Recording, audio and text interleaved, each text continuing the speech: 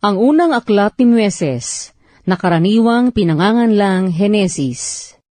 Henesis Kapitulo 1. Nang pasimula ay nilikha ng Diyos ang mga langit at ang lupa. At ang lupa ay walang anyo at walang laman. At ang kadiliman ay sumasa ibabaw ng kalaliman. At ang Espiritu ng Diyos ay sumasa ibabaw ng tubig. At sinabi ng Diyos, magkaroon ng liwanag. At nagkaroon ng liwanag. At nakita ng Diyos ang liwanag na mabuti. At inihiwalay ng Diyos ang liwanag sa kadiliman. At tinawag ng Diyos ang liwanag na araw, at tinawag niya ang kadiliman na gabi. At nagkahapon at nagkaumaga ang unang araw. At sinabi ng Diyos, magkaroon ng isang kalawakan sa gitna ng tubig, at mahiwalay ang tubig sa kapwa tubig. At ginawa ng Diyos ang kalawakan, at inihiwalay ang tubig na nasa ilalim ng kalawakan sa tubig na nasa itaas ng kalawakan, at nagkagayon. At tinawag ng Diyos ang kalawakan na langit, at nagkahapon at nagkaumaga ang ikalawang araw. At sinabi ng Diyos, mapisan ang tubig na nasa silong ng langit sa isang dako, at lumitaw ang katuyuan, at nagkagayon. At tinawag ng Diyos ang katuyuan na lupa, at ang kapisanan ng tubig ay tinawag niyang mga dagat, at nakita ng Diyos na mabuti. At sinabi ng Diyos, sibulan ang lupa ng damo, pananim na nagkakabinhi, at punong kahoy na namumunga ayon sa kanyang pagkakahoy, nataglay ang kanyang binhi sa ibabaw ng lupa, at nagkagayon. At ang lupa ay sinibulan ng damo, pananim na nagkakabinhi ayon sa kanyang pagkapananim, at ng punong kahoy na namumunga, nataglay ang kanyang binhi ayon sa kanyang pagkakahoy, at nakita ng Diyos na mabuti. At nagkahapon at nagkaumaga ang ikatlong araw.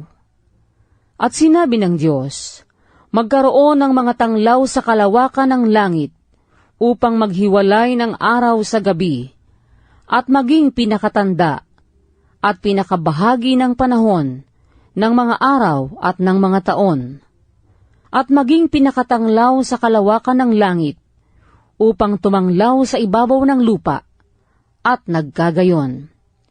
At nilikha ng Diyos ang dalawang malaking tanglaw. Ang malaking tanglaw ay upang magpuno sa araw, at ang maliit na tanglaw ay upang magpuno sa gabi. Nilikha rin niya ang mga bituin.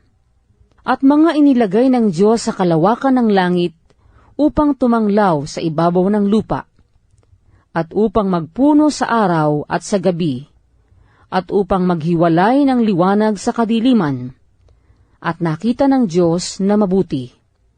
At nagkahapon at nagkaumaga ang ikaapat na araw.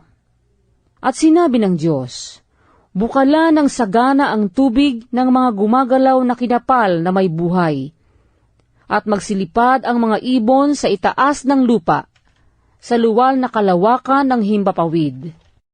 At nilikha ng Diyos ang malalaking hayop sa dagat, at ang bawat may buhay na kinapal na gumagalaw, na ibinukal na sagana ng tubig, ayon sa kani-kanyang uri, at ang lahat na may pakpak na ibon, ayon sa kani-kanyang uri, at nakita ng Diyos na mabuti.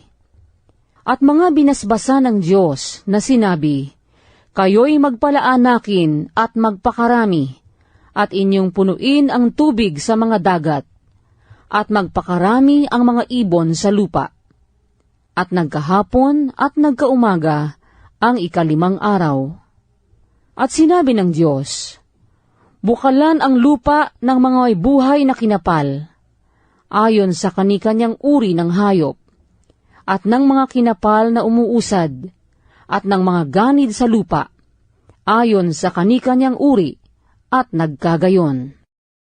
At nilikha ng Diyos ang ganid sa lupa, ayon sa kanyang uri, at ang hayop ayon sa kanyang uri, at ang bawat umuusad sa ibabaw ng lupa, ayon sa kani-kanyang uri, at nakita ng Diyos na mabuti.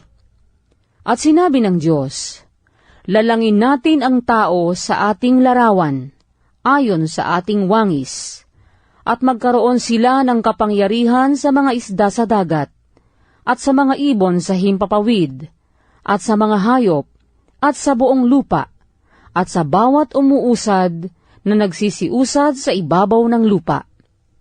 At nilalang ng Diyos ang tao ayon sa kanyang sariling larawan.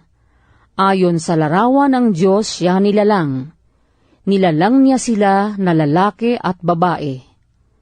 At sila'y binasbasa ng Diyos, at sa kanila'y sinabi ng Diyos, kayo'y magpalaanakin at magpakarami, at kalatan ninyo ang lupa, at inyong supilin, at magkaroon kayo ng kapangyarihan sa mga isda sa dagat, at sa mga ibon sa himpapawid, at sa bawat hayop na gumagalaw sa ibabaw ng lupa. At sinabi ng Diyos, narito, ibinigay ko sa inyo ang bawat pananim na nagkakabinhi, na nasa ibabaw ng balat ng lupa, at ang bawat punong kahoy na may bunga ng punong kahoy na nagkakabinhi, sa inyo'y magiging pagkain. At sa bawat hayop sa lupa, at sa bawat ibon sa himpapawid, at sa bawat nagsisiusad sa ibabaw ng lupa na may buhay, ay ibinigay ko ang lahat na pananim na sariwa na pinakapagkain at nagkagayon. At nakita ng Diyos ang lahat ng kanyang nilikha, at narito, napakabuti. At nagkahapon at nagkaumaga ang ika-6 na araw.